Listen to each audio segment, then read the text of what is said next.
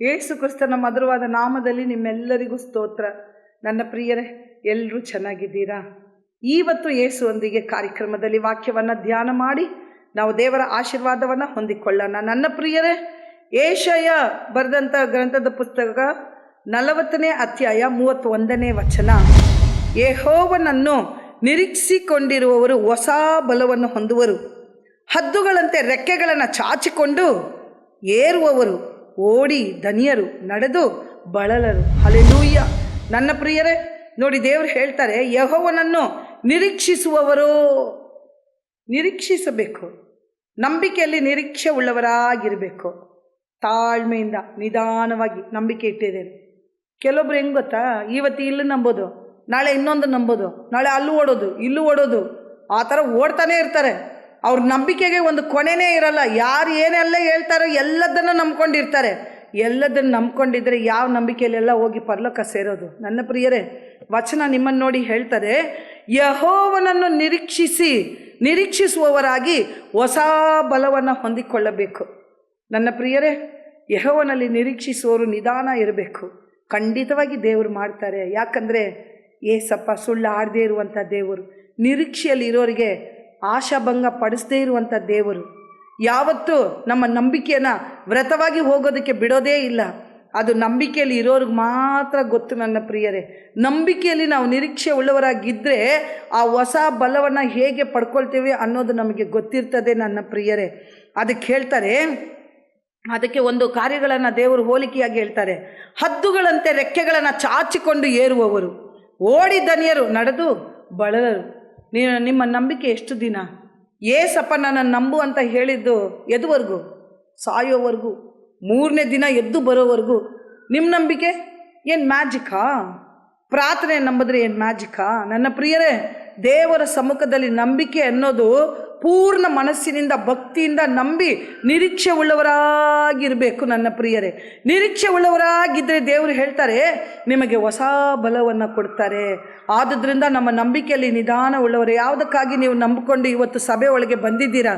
ಯಾವುದಕ್ಕಾಗಿ ನಂಬಿಕೊಂಡು ದೇವರನ್ನು ಹಿಂಬಾಲಿಸ್ತಾ ಇದ್ದೀರಾ? ಏಸಪ್ಪನ ಸ್ವೀಕರಿಸಿಕೊಂಡಿದ್ದೀರಾ? ನಿಮ್ಮ ನಂಬಿಕೆಯಲ್ಲಿ ನಿರೀಕ್ಷೆ ಉಳ್ಳವರಾಗಿರ್ರಿ. ನನ್ನ ಪ್ರಿಯರೇ, ನಂಬಿಕೆಯಲ್ಲಿ ಸೈಲೆಂಟಾಗಿರಬೇಕು. ಖಂಡಿತವಾಗಿ ಕಾರ್ಯ ನಡೀತದೆ. ನೋಡಿ, ಗಾಡಿ ಓಡಿಸ್ತಾ ಇರೋವರು, ಕೂತ್ಕೊಂಡಿರೋರಿಗೆ ಓಡಿಸೋರು ನೋಡಿದ್ರೆ ತುಂಬ ಭಯ, ಓಡಿಸೋರಿಗೆ ತುಂಬ ಧೈರ್ಯ. ಯಾಕಂದರೆ ಕಂಟ್ರೋಲ್ ಎಲ್ಲ ಅವ್ರ ಕೈಯಲ್ಲಿದೆ. ಆದುದರಿಂದ ಕೂತ್ಕೊಂಡಿರೋರಿಗೆ ತುಂಬ ಭಯ ಆಗ್ತಾಯಿದೆ. ಅವರು ಸುಮ್ಮನೆ ಇರಲ್ಲ. ಅಯ್ಯೋ, ಅದನ್ನು ಕರೆಕ್ಟಾಗಿ ಓಡಿಸಿ, ಇದನ್ನು ಕರೆಕ್ಟಾಗಿ ಓಡಿಸಿ. ನಾನು ಅಯ್ಯ ಜೊತೆಲಿ ಕಾರಲ್ಲಿ ಹೋದರೆ ಸುಮ್ಮನೆ ಕೂತ್ಕೊಳ್ಳೋದೇ ಇಲ್ಲ, ಭಯ. ಹೇಳ್ತಾನೆ ಇರ್ತೀನಿ, ಅಲ್ಲಿಂದ ಒಂದು ಗಾಡಿ ಬರ್ತಾಯಿದೆ, ಇಲ್ಲಿಂದ ಒಂದು ಗಾಡಿ ಬರ್ತಾಯಿದೆ, ಇಲ್ಲಿಂದ ಬರ್ತಾಯಿದೆ, ಅದನ್ನು ನೋಡಿ ಹಂಗೆ ಹೇಳ್ತಾನೆ ಇರ್ತೀನಿ. ಮತ್ತು ಹೇಳ್ತೇನೆ, ನನಗೆ ಆ ರೀತಿ ಅಭ್ಯಾಸ ಆಗಿಬಿಟ್ಟೆ, ನೀವು ನನ್ನನ್ನು ಕಂಡ್ಕೋಬೇಡಿ, ನೀವು ಪಾಠಕ್ಕೆ ಓಡಿಸ್ರಿ ಅಂತ ಹೇಳ್ತೀನಿ. ಓಡೋರಿಗೆ ಧೈರ್ಯ, ಓಡಿಸೋರಿಗೆ ಧೈರ್ಯ. ಪ್ರಯಾಣ ಮಾಡೋರು ಕೂಡ ಅದೇ ನಂಬಿಕೆ, ಧೈರ್ಯವಾಗಿರ್ಬೇಕಲ್ವಾ? ಸುಮ್ಮನೆ ನಾವು ಮಾತಾಡ್ತಾನೆ ಇದ್ದರೆ ಓಡಿಸೋರು ಕೂಡ ಅವ್ರ ನಂಬಿಕೆನ ಬಿಟ್ಬಿಡ್ತಾರೆ. ನನ್ನ ಪ್ರಿಯರೇ, ಆದುದರಿಂದ ದೇವ್ರ ಮೇಲೆ ನಂಬಿಕೆ ಇಟ್ಟರೆ ಸುಮ್ಮನೆ ಇರ್ರಿ ಅಂತ ಹೇಳ್ತಾರೆ ಏಸಪ್ಪ. ನಿರೀಕ್ಷೆ ಉಳ್ಳವರಾಗಿರ್ರಿ. ಆವಾಗ ನಾನು ನಿಮಗೆ ಹೆಂಗೆ ಬಲ ಕೊಡ್ತೀನಿ ಗೊತ್ತಾ? ಹದ್ದುಗಳಿಗೆ ಬರುವಂಥ ಬಲವನ್ನು ಕೊಡ್ತೇನೆ. ಹದ್ದುಗಳಿಗೆ ಒಂದು ವಿಶೇಷವಾದ ಬಲ ಇದೆ ಗೊತ್ತಾ? ಅದು 40 ವಯಸ್ಸಿನಲ್ಲಿ ಒಂದು ಏಕಾಂಗಿತ ಪ್ಲೇಸಲ್ಲಿ ಹೋಗಿ ಕೂತ್ಕೋಬೇಕು. ಮತ್ತು ಅದರ ಎಲ್ಲ ರೆಕ್ಕೆಗಳೆಲ್ಲ ಬಿದ್ದೋಗ್ತದೆ. ಕ್ವೈಟಾಗಿರಬೇಕು.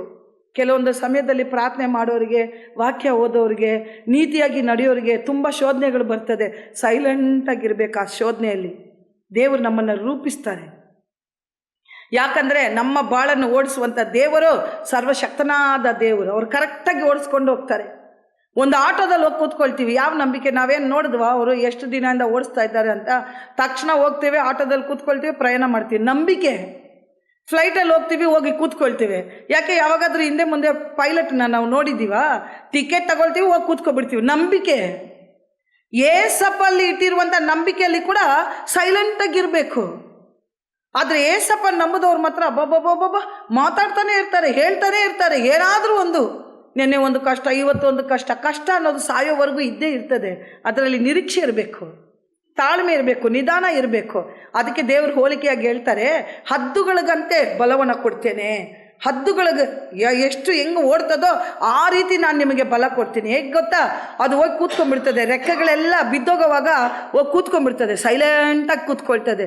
ರೆಕ್ಕೆ ಎಲ್ಲ ಬಿದ್ದ ಮೇಲೆ ಅದು ಮುಖದಲ್ಲಿ ಇರುವಂಥ ಎಲ್ಲ ಕೂದಲು ಬೀಳಬೇಕು ಅಂತ ಹೋಗಿ ಒರೆಸ್ಕೊಳ್ತದೆ. ಅದು ಕಲ್ಲಲ್ಲಿ ಮರಳಲ್ಲಿ ಹೋಗಿ ಒರೆಸ್ಕೊಳ್ತದೆ. ಒರೆಸ್ಕೊಂಡ್ಬಿಟ್ಟು ಎಲ್ಲ ಕೂದಲು ಬಿದ್ದೋಗ್ಬಿಟ್ಮೇಲೆ ಹಂಗೇ ಕೂತ್ಕೊಂಡಿರ್ತದೆ. ಮೆತ್ತಗೆ ಬೆಳೀತದೆ ನೋಡಿ. ಇವಾಗ ಅದಕ್ಕೆ ರೆಕ್ಕೆ, ಇನ್ನೊಂದು ರೆಕ್ಕೆ, ಇನ್ನೊಂದು ಕೂದಲು, ಅದೆಲ್ಲ ಬೆಳೆಯುವಾಗ ಅದಕ್ಕೆ ಬರ್ತದೆ ಬಲ. ಆವಾಗ ಅದು ಕೆಳಗಡೆ ನೋಡ್ತದೆ, ನನಗೆ ಯಾವ ಪ್ಲೇಸ್ ಸೇಫ್ಟಿ ಅಂತ ನೋಡ್ತದೆ. ನೋಡಿಕೊಂಡು ಅದು ಇವಾಗ ಆರೋವಾಗ, ಎರಡನೇ ಟೈಮ್ ಆರೋವಾಗ ಎಲ್ಲದಕ್ಕಿಂತ ಬಲವಾಗಿ ಹಾರ್ತದೆ. ಅದು ಓಡಿದರೂ ಕೂಡ ಧನ್ಯರು, ನಡೆದರೂ ಕೂಡ ಬಳಲರು ನನ್ನ ಪ್ರಿಯರೇ. ಅಂಥ ಬಲನೇ ದೇವ್ರ ಮಕ್ಕಳಿಗೆ ಇಟ್ಟಿರೋದು ನನ್ನ ಪ್ರಿಯರೇ. ಏಸಪ್ಪ ನಾನು ನಂಬೋ ಜನರಿಗೆ ದೇವರು ಅಂಥ ಬಲವನ್ನು ಇಟ್ಟಿದ್ದಾರೆ. ಅಂಥ ಬಲ ಹೊಂದ್ಕೋಬೇಕಾದ್ರೆ ಕ್ವೈಟಾಗಿರಬೇಕು. ಡೌಟ್ ಮಾತುಗಳೆಲ್ಲ ಆಡಬಾರ್ದು. ಪ್ರಾರ್ಥನೆ ಮಾಡ್ತೀರಾ, ಕ್ವೈಟಾಗಿರ್ರಿ. ವಾಕ್ಯ ಓದಿದ್ದೀರಾ, ಕ್ವೈಟಾಗಿರಿ. ಹದ್ದುಗಳಿಗೆ ಕೊಡುವಂತೆ ಬಲಗಳನ್ನು ದೇವರು ನಿಮ್ಗೆ ಇಟ್ಟಿದ್ದಾರೆ. ಬನ್ನಿರಿ ಪ್ರಾರ್ಥನೆ ಮಾಡೋಣ. ನಮ್ಮನ್ನು ಬಹಳವಾಗಿ ಪ್ರೀತಿ ಮಾಡುವಂಥ ಪ್ರೀತಿ ಉಳ್ಳ ತಂದೆಯಾದ ದೇವರೇ, ವೇಳೆಗಾಗಿ ಸ್ತೋತ್ರ ಸ್ವಾಮಿ. ಈಗೋ ಕರ್ತನೆ, ಪ್ರಾರ್ಥನೆ ಮಾಡಿ ಸೋತು ಹೋಗಿ ಮಾತಾಡಿದ್ದು ಸಾಕು ರಾಜ. ಕರ್ತನೆ, ನಿರೀಕ್ಷೆಯಿಂದ ಇರೋದಕ್ಕೆ ಸಹಾಯ ಮಾಡಿ ಸಪ್ಪ. ಏನೆಲ್ಲ ಕೇಳ್ಕೊಂಡಿದ್ದಾರೋ ಎಲ್ಲವನ್ನು ಪೂರೈಸ್ತೇನೆ ಅಂತ ನೀವು ಹೇಳಿದ್ದೀರಾ ಸ್ವಾಮಿ. ಹದ್ದುಗಳಿಗೆ ಕೊಡುವಂಥ ಬಲವನ್ನು ಕೊಡ್ತೇನೆ ಅಂತ ಹೇಳಿದ್ದೀಯ ರಾಜ. ಅದನ್ನು ಕೊಟ್ಟು ನೀನು ಆಶೀರ್ವದಿಸಪ್ಪ, ದಾರಿ ನಡೆಸಪ್ಪ. ಕರ್ತನೆ, ಸೋತೋಗಿರುವಂಥ ಪರಿಸ್ಥಿತಿ ಎಲ್ಲ ಬದಲಾಯಿಸು ಸ್ವಾಮಿ. ಯಾವ ರೀತಿಯಾಗಿ ಕರ್ತನೆ ಹದ್ದುಗಳಿಗೆ ನೀವು ಬಲವನ್ನು ಕೊಟ್ಟಿದ್ದೀರೋ ಆ ರೀತಿ ನಿಮ್ಮ ಮಕ್ಕಳು ನಿಮ್ಮ ಸಮ್ಮುಖದಲ್ಲಿ ಕಾದಿರುವಂಥ ಒಬ್ಬೊಬ್ಬರಿಗೆ ನಿನ್ನ ಬಲವನ್ನು ಕೊಟ್ಟು ಆಶೀರ್ವದಿಸಯ್ಯ. ಕುಟುಂಬದಲ್ಲಿ ಆಶೀರ್ವದಿಸಪ್ಪ, ಸೇವೆಯಲ್ಲಿ ಆಶೀರ್ವದಿಸಪ್ಪ ಏಸಪ್ಪ, ಅವರು ಮಾಡುವಂಥ ಕೆಲಸದಲ್ಲಿ ಆಶೀರ್ವದಿಸಪ್ಪ. ಎಲ್ಲವನ್ನು ಕೈಗೂಡಿಸು ಸ್ವಾಮಿ. ಅವರ ನಂಬಿಕೆಯನ್ನು ಅಪ್ಪ ಬಲಪಡಿಸು, ಆಶೀರ್ವದಿಸಿ ದಾರಿ ನಡೆಸಪ್ಪ. ಈ ಕರ್ನಾಟಕ ರಾಜ್ಯದಲ್ಲಿರುವಂಥ ಒಬ್ಬೊಬ್ಬರಿಗೂ ಕರ್ತನೆ ಸ್ತೋತ್ರ ಅಪ್ಪ. ನಿನ್ನ ನಿರೀಕ್ಷೆಯನ್ನು ಕೊಡು ಸ್ವಾಮಿ, ನಿನ್ನ ನಂಬಿಕೆಯನ್ನು ಕೊಡಪ್ಪ, ನಿನ್ನ ಬಲವನ್ನು ಕೊಡು ಸ್ವಾಮಿ. ಆಶೀರ್ವದಿಸಿ ದಾರಿ ನಡೆಸಬೇಕಾಗಿ ಲೋಕದ ರಕ್ಷಕನಾದ ಯೇಸು ಕ್ರಿಸ್ತನ ಮಧುರವಾದ ನಾಮದಲ್ಲಿ ಬೇಡಿ ಹೊಂದಿಕೊಳ್ತೇನೆ ನನ್ನ ತಂದೆ. ಆಮೆನ್. ದೇವರು ನಿಮ್ಮನ್ನು ಆಶೀರ್ವದಿಸಲಿ.